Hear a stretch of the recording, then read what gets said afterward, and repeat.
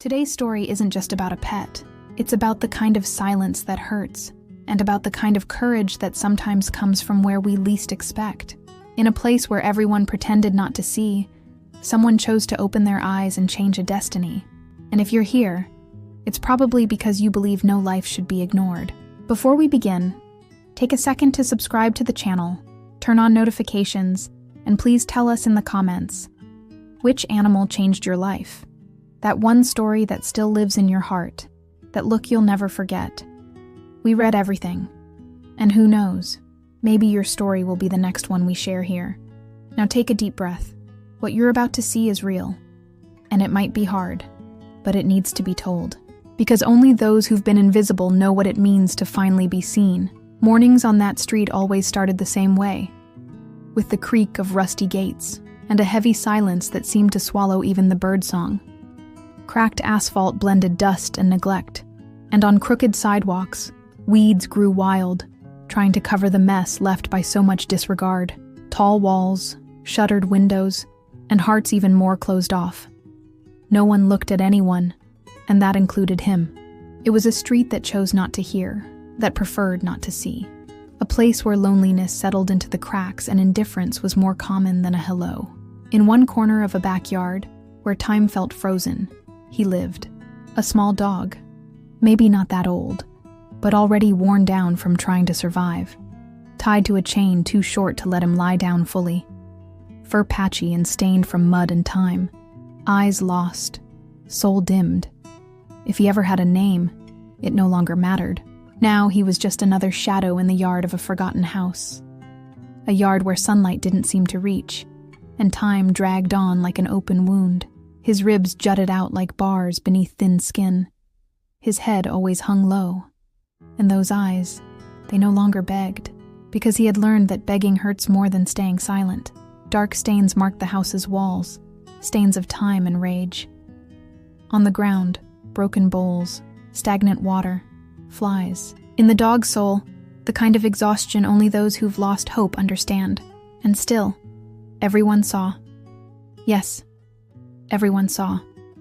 The woman who walked by with grocery bags, the boy on the bike, the old man sweeping the sidewalk, sneaking glances. They all saw. But no one stopped. No one said a word. Sometimes he barked, a hoarse sound, as if holding on to one last thread of a plea, but the bark vanished into the air, muffled by walls and indifference. Every day, the pain started before the sun came up. It was a cycle that never stopped, a cruel routine carved into the house's rhythm and into the dog's skin. The moment the back door creaked open, he would shrink back. There was no surprise, only fear, learned fear, deep-rooted fear. The chain jerked tight with a sudden pull, sometimes for no reason, sometimes for something so small, like barking, or simply existing. The yelling came next, curses spit out in anger, things thrown, blows that couldn't be seen, but could be heard, and hearing them was pain enough. The dog trembled, not just from cold, not just from hunger. It was fear that made his body shake like that. An old fear, the kind you carry once you realize there's no way out. The collar, too tight, slowly cut into the flesh of his neck. The water, when there was any, was filthy. The food, scarce, tossed at him like feeding him was a punishment. His bed was dirt, hard dirt, cracked and hot in the sun, sharp and cold when the air turned. At night, the dew soaked the ground, and he tried to hide in the shadows to escape the wind. But what hurt the most wasn't physical. It was the lack of affection, the emptiness, the total absence of any sign of care. Sometimes even without a sound, the dog's eyes screamed. They begged for the tiniest scrap of kindness. But the world answered with averted eyes, because on the other side of the wall, life went on. Neighbors tending their gardens, kids walking by with snacks in their hands, teenagers with headphones blasting music. They all saw, they all knew, but they looked away. And the dog? He stayed right there. A little quieter every day. A little less visible. He flinched at any movement. Even a falling leaf made him shudder. Any step in his direction felt like a threat, a warning of pain. And yet, He endured, clinging to a thread of hope, to the shadow of some instinct whispering that maybe, one day, someone might reach out.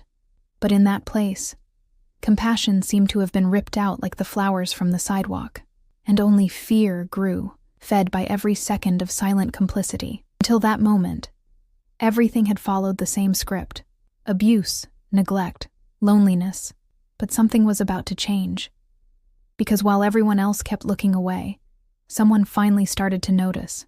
At the end of the street, in a modest house with faded paint, lived Mrs. Lords, 78 years old. A widow, the kind of person everyone recognizes, but few know by name. She spent her afternoons sitting on the porch, holding a cup of tea, with an old radio playing softly. She watched the world with tender eyes, full of memories, and she saw everything, even when she pretended not to.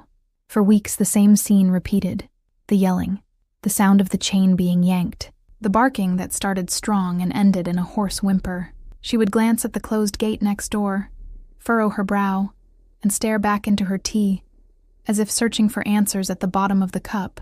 But on a cloudy Sunday, something changed. The bark was different. It wasn't fear.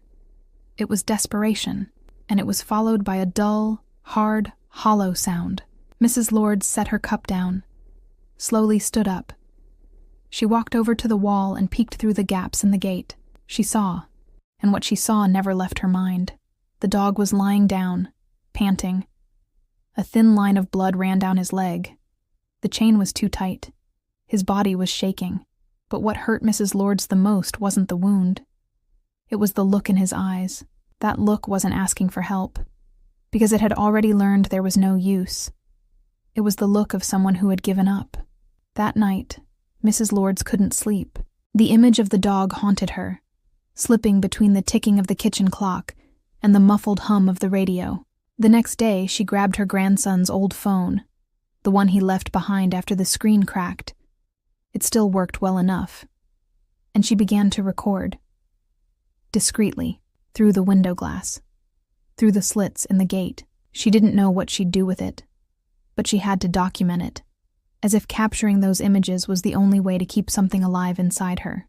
The days that followed were full of pain and silence. She kept recording, saving, feeling her heart grow heavy. She even spoke with her daughter. But the answer came as a tired whisper: "Stay out of it, Mom. That's not our business." But it was. Mrs. Lords felt it in her chest, felt it in her skin, felt it in the weight of every sigh. In the last recording, after an especially violent day, she looked into the camera, eyes moist, and softly said, "How long will we pretend this has nothing to do with us?"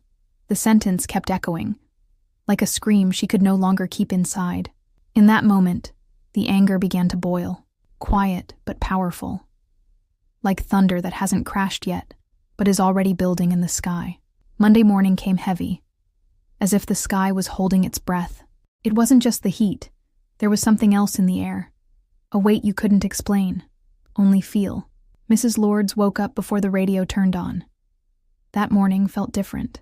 The silence outside was thick, oppressive, a silence that warned of a scream. She went to the window and looked into the neighbor's yard. There he was, the dog, curled up in the usual corner. The chain looked even shorter, and in his eyes there was shadow, a fading. She stood there, hand on the window frame, trying to take a deep breath, but the air felt too heavy to let in. And then, around 10 in the morning, the yelling began. It wasn't like other days. There was a wild tone to it, furious. Then came the sounds, blows, sharp, loud, 3, 4, maybe more. And then, the howl. Not a bark, a scream. Raw, piercing, so gut-wrenching that even the birds went silent. The mug slipped from Mrs. Lords's hand and shattered on the floor. She ran to the wall, looked through the cracks. The man, panting, was holding a broken broom handle. His eyes were red, lost in a rage that had no name. The dog was trying to crawl across the ground, his leg wounded, his body trembling, his fur dirty. He didn't growl. He didn't bite. He just cried. A sound that wasn't a plea. It was surrender. Mrs. Lords screamed. She yelled from the gate with all the strength she had left. But he didn't stop. He made a vulgar gesture and went inside as if nothing had happened. That's when something inside her broke. It wasn't impulse. It was a rupture. She went inside, without hesitating.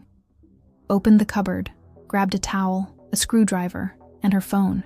She looked at herself in the mirror for a second, and said, in a low voice, "Enough." Her hands were shaking, but her eyes were steady. She crossed the street with firm steps. Each heartbeat felt like a drum pounding in her throat.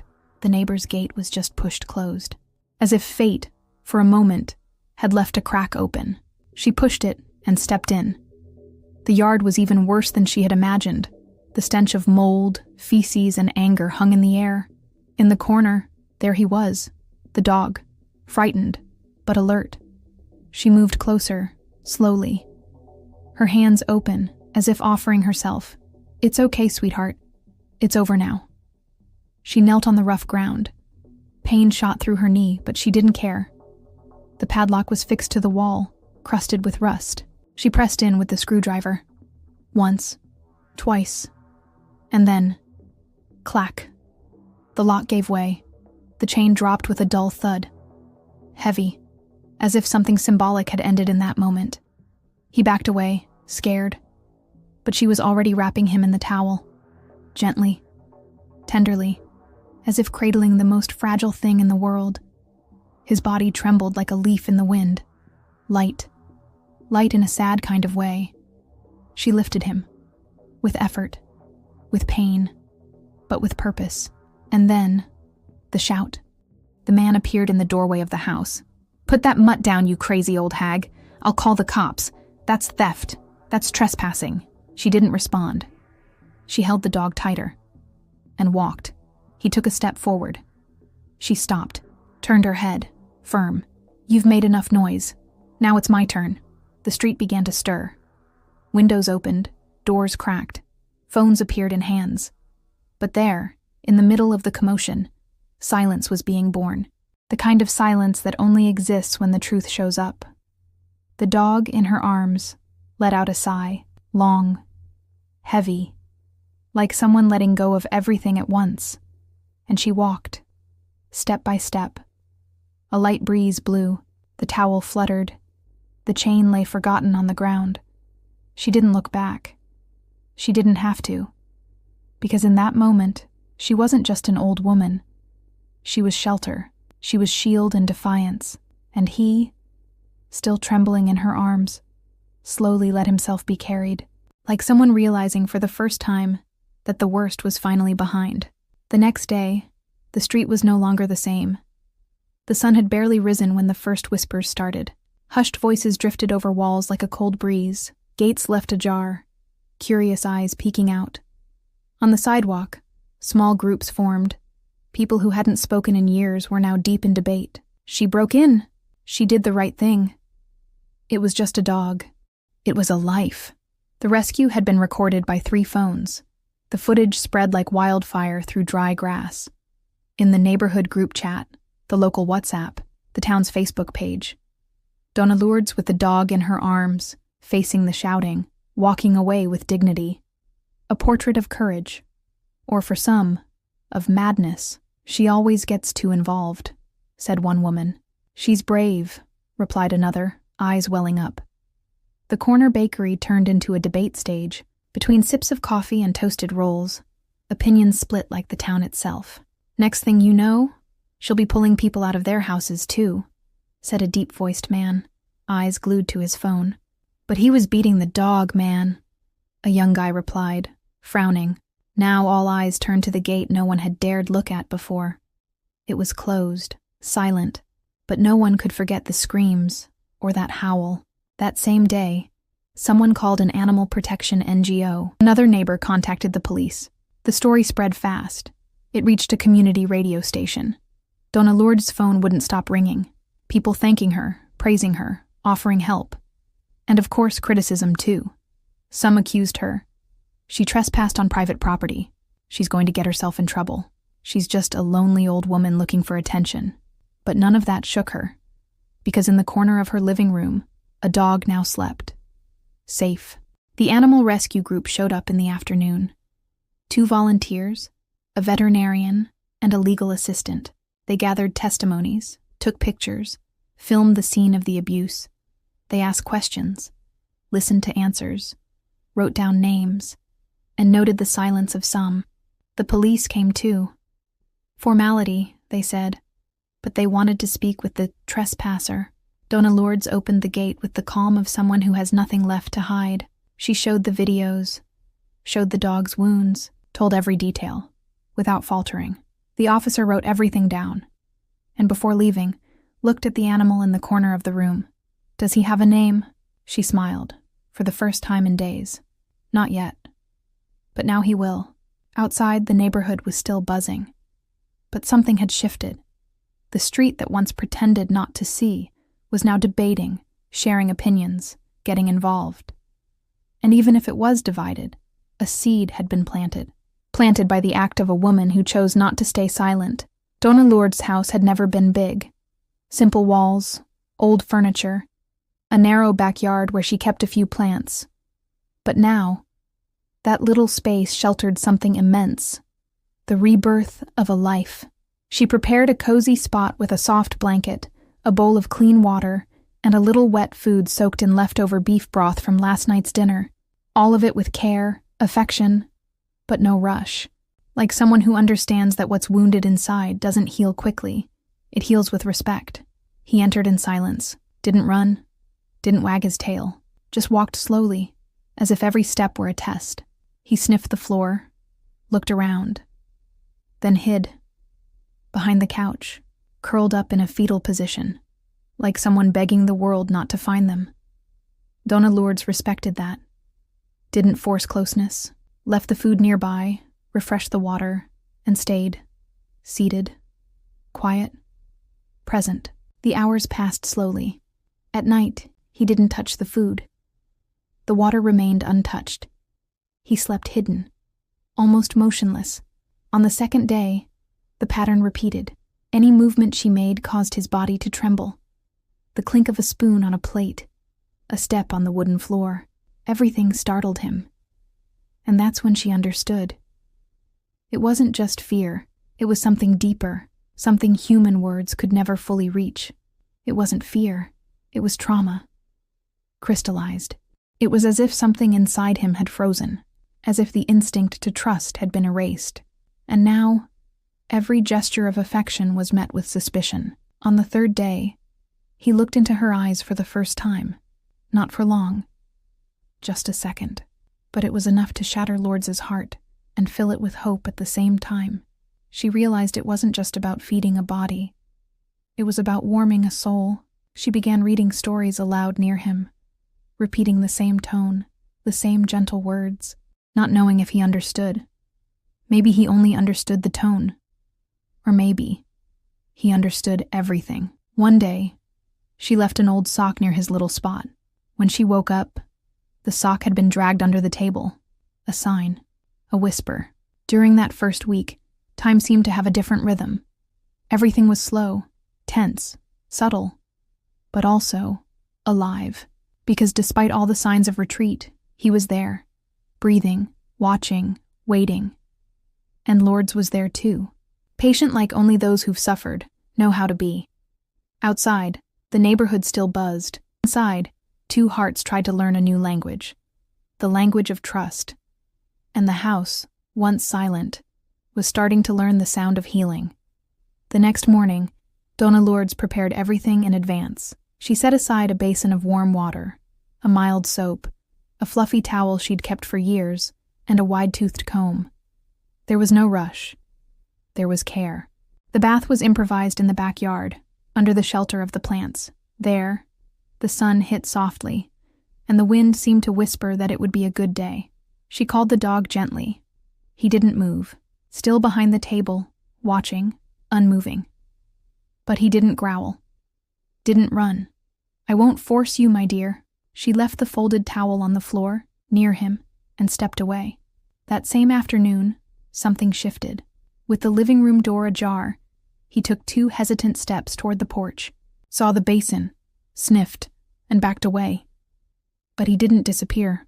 The next morning she tried again, this time with the help of a little bowl of cooked meat, rich in aroma. His sense of smell overcame the fear, even if only for a moment. He stepped out from behind the furniture, slowly, and approached. That was when she extended her hand, with the soap in the other. He froze. His body went rigid, but he didn't run.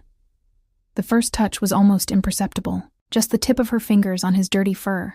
Then, a little more. Then the soap, the warm water, the gentle hands. He trembled the whole time. Not because of the water, but because of everything that water awakened. It was the first bath without pain, without shouting, without fear. The dirt ran down to the ground as if it also carried away a bit of the past. The smell changed. His fur began to reveal a color no one remembered, and even then, he remained distant. With his body clean, the visible wounds became clearer. There were scars on his shoulders, on his paws, a dark patch near his rib.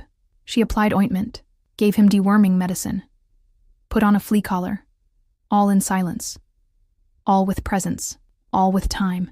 He accepted it, but gave nothing in return. His gaze still guarded, tense. His tail remained tucked between his legs, his body always turned sideways, never facing forward. At night, he once again refused the food, but he drank half the water. Donna Lourdes noted everything in a little notebook.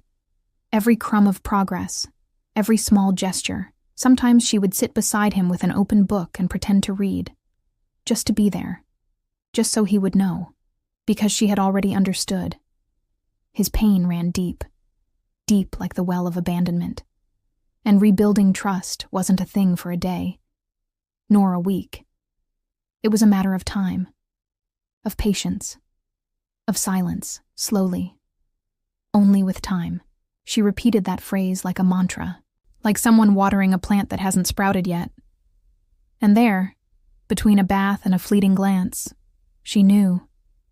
He still didn't trust, but she already loved him. It was the 7th day. The smell of the house no longer hinted at abandonment. The dog's little corner now had a new blanket, clean bowls, and even an old toy that Donna Lourdes had rescued from the bottom of a drawer, a little fabric bear with a torn ear, a forgotten heirloom from her grandson. Everything seemed to be moving forward, albeit slowly.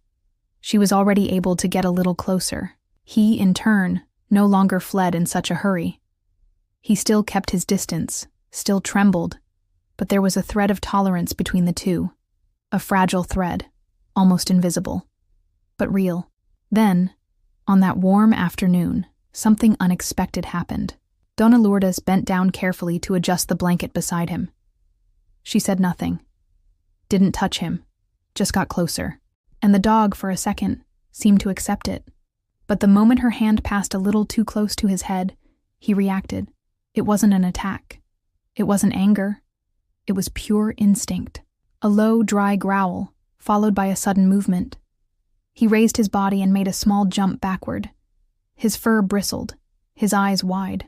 Then came the sound that broke her heart. A weak, tiny whimper, like an apology for having defended himself, or perhaps a cry for help. Donna Lourdes dropped into a seated position, startled. Her heart racing, her hands shaking. She looked at him, now curled up again in the corner of the wall, and felt a deep sadness rise in her chest. For a moment she thought of everything she had been doing. The medicine, the bath, the sleepless nights, the wary stares, and the thought came, dry and cruel, like an internal whisper. Maybe they hurt him too much for him to ever trust again. She stayed there, sitting on the cold floor, in silence, without moving. The dog, too. 2 wounded bodies trying to coexist. Minutes later, calmly, she stood up. She didn't speak to him, didn't try to get closer. She just left a piece of bread beside his bowl, and walked out of the room with slow steps. That night, she cried alone, in silence, like someone grieving an invisible loss. It wasn't grief for him. It was grief for everything he had lost, for everything that had been taken from him. Trust, joy, safety, peace. She didn't give up. But that day, she cried. The healing process sometimes hurts more than the wound itself. And at that moment, everything felt uncertain.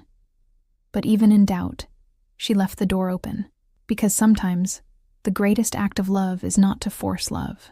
On the 9th day after the rescue, Dona Lourdes woke up different. Maybe it was the way he looked at her for 1 second longer. Or maybe it was the silence of the street, which no longer bothered her. It inspired her. The truth is, she understood. It wasn't enough to just care. She had to do more. She had to speak up for those who never had a voice. She sat down with her old phone in hand, took a deep breath, and started typing. On the city's reporting app, she filled out each field carefully, entered the address, listed the dates, described the sounds, the smells, the scenes.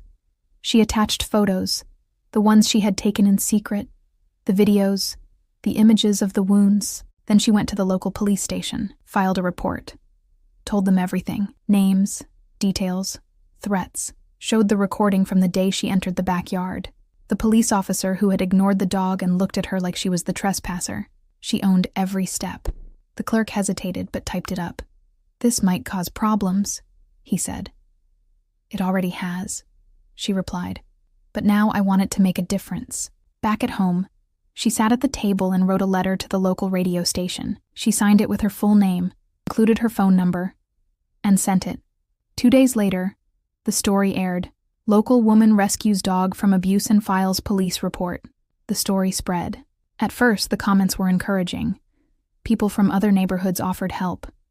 Supportive messages came in. Donations of dog food. A woman offered free veterinary care. A teenager sent a hand-drawn card that read, "You're an angel, Grandma." But like every truth that stirs discomfort, the story also divided people.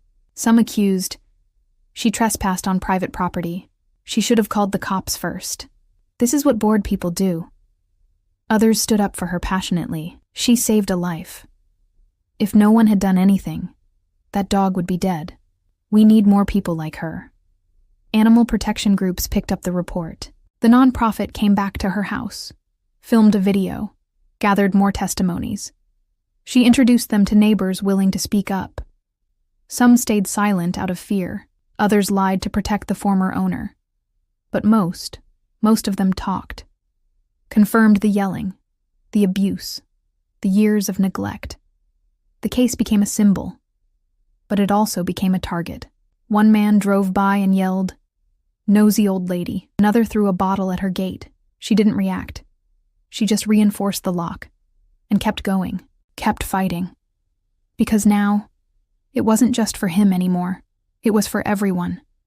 For all the ones still chained behind closed gates and averted eyes. The pain had become a report, and the report was becoming a voice. And with every new message of support, the certainty grew. She had done the right thing. And she wasn't alone anymore. The following weeks were a whirlwind of paperwork, questions, and waiting. Dona Lourdes' home, once a quiet retreat, had become a gathering place for activists, local reporters, and curious neighbors. And finally, the notice arrived. Court date scheduled. The formal lettering on the envelope felt heavy. But she didn't hesitate. She swallowed hard, took a deep breath, and told herself, "If this is a fight, I'm seeing it through." The city courthouse was just a few miles away, small, stuffy, with wooden benches where time seemed to stand still. She walked in with steady steps, wearing a simple dress, worn-out shoes, and her notebook in hand. Behind her came a volunteer from the nonprofit, and 2 witnesses from the street. Across the room, him, the man from the yard, wrinkled dress shirt, cold eyes, arms crossed. When questioned, he didn't hesitate to lie. "I never hit any animal. That dog used to run free. She's the one who locked it up. She broke into my property. This is harassment." Dona Lourdes kept her gaze steady. The judge listened. The prosecutor asked questions. She answered calmly, though her heart burned inside. She showed the videos, the photos, the dates she had written down, pointed out the wounds still visible on the dog even weeks later. The hearing was tense, the air heavy. The judge, stern, outside, the city breathed the story. Posts were spreading, some demanding justice, others defending the accused. A clear, painful divide, like an open wound in society. Health department agents visited the man's home, found a clean backyard, empty. No signs of abuse, at least not that day. He had cleaned the scene, and the system hesitated. The formal complaint was in. But despite how strong the evidence was, it now had to face bureaucracy. Word against word. Image against neglect. A case was opened. But the verdict? It would take time. Meanwhile, he remained free. And the tension in the neighborhood kept rising. Donna Lourdes started going out less. One night, a window pane was shattered. Someone had written on her gate with charcoal, "Old dog thief," but she didn't back down. She kept caring. She kept reporting. She kept believing. Because now, more than ever, the case wasn't just about a dog. It was about the weight of silence, about how impunity wounds, not just the victim, but an entire community. The city was waiting for justice. And so was Donna Lourdes. Even without guarantees, even without promises, she knew the road would be long. But she also knew that once the truth is brought to light, it can't be forgotten. It was a spring morning. The sun rested gently on the leaves. The breeze smelled of freshly cut grass, and the birds were singing again with newfound boldness. But the one truly blossoming was him. The same dog who had once lived chained to neglect now stepped for the first time into a yard with no walls around him. No collars, no restraints. The grass brushed his paws softly, as if the earth itself wanted to welcome him. He hesitated at first, looked back. Donna Lourdes was sitting on a wooden bench, wearing the gentle, steady look he had come to trust. "Go on, my boy. It's all yours now." And then he ran, clumsy at first, unsure what to do with freedom. But then lighter, faster, until he was almost wind. That once frail body now leapt, spun, rolled in the grass, and then he barked, loud, free, happy. The bark echoed down the street like a brand new symphony. And Lourdes cried. She cried without holding back, because that sound wasn't just noise. It was a cry of life. Days later, he started sleeping outside the hiding spots. On the living room rug, belly up, legs sprawled, like only those who feel truly safe. He started to play too. First with a little fabric teddy bear, then with a small ball, and one day with Julia. Julia was Lourdes's granddaughter, 6 years old, 2 curious eyes, and a laugh that made the floor hum. She arrived a bit scared. Her grandma had warned her he was a dog still healing, but one gesture was enough. She sat on the floor, hand extended. He came, sniffed, touched her hand with his nose, and accepted. It started there. Games of tag down the hallway, hide and seek behind the couch. She read books to him, told him school secrets, shared hidden cookies. And he, in return, learned to wait for her at the door, learned to roll on the floor, learned that affection doesn't hurt. One late afternoon, the neighbor's dog wandered in through the open gate. He didn't growl, didn't bolt. He approached with caution, but not with fear. They sniffed each other. Then they ran together. Blooming doesn't mean forgetting. It means finding beauty, even after the storm. And he was blooming now.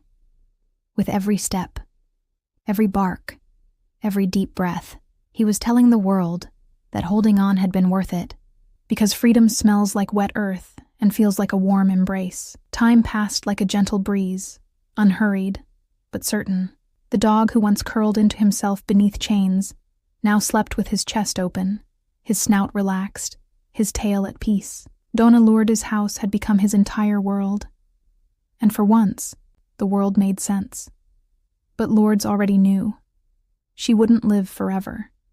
Her advanced age and the illness quietly gnawing at her were making themselves known.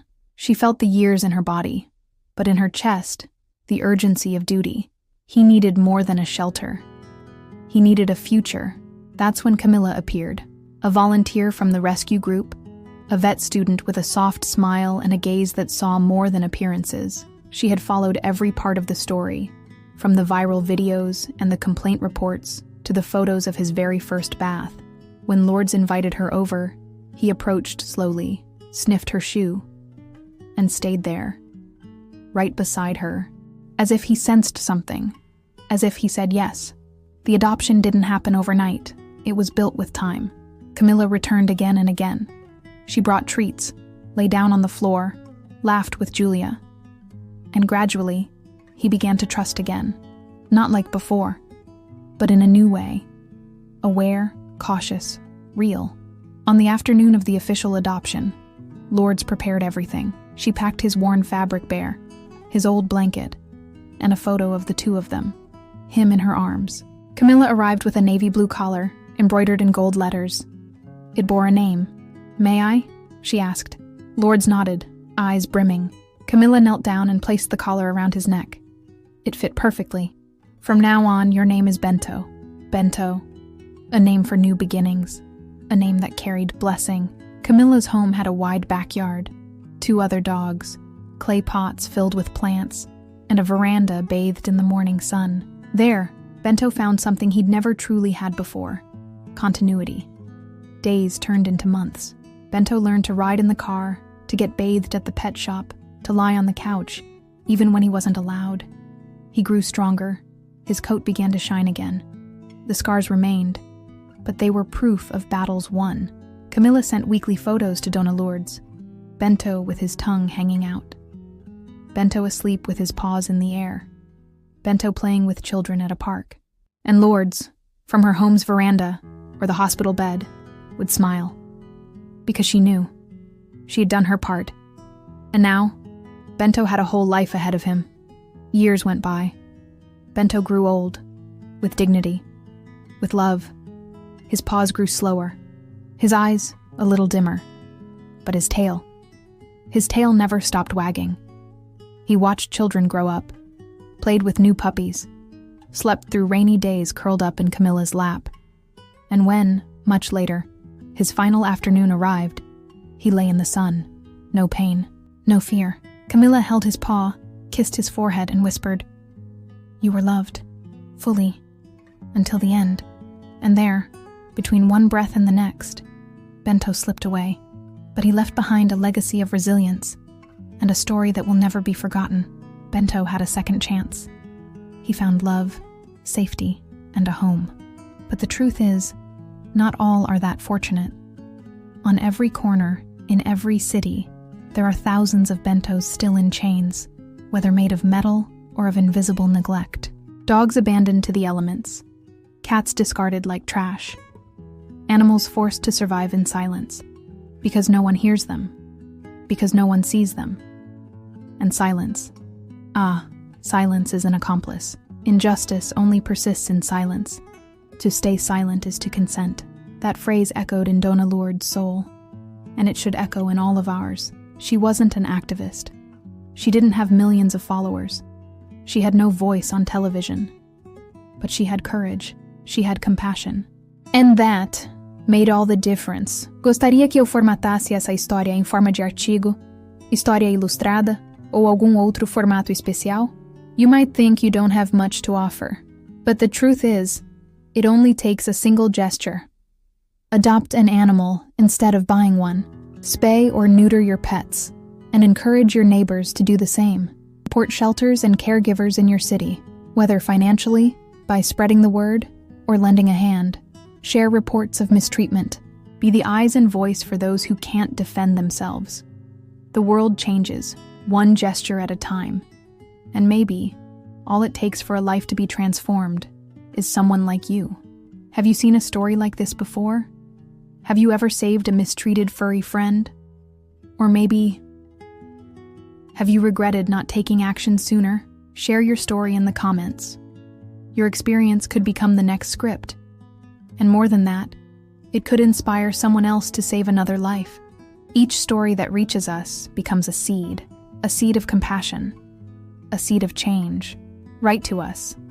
Like this video if it touched you. Subscribe to the channel. It helps us keep telling stories that deserve to be heard and supports the costs of the animals we rescue. And don't forget, the next story is already waiting for you. In the next video, meet Tico, a little dog who faced a flood with the courage of a giant, lost in the water, invisible in the mud, but with a heart that never stopped fighting. You will be moved, and maybe you'll rethink what truly matters. Because when we hear stories like these, We're never the same afterward, and if they move you, it's because your heart, too, can be a home.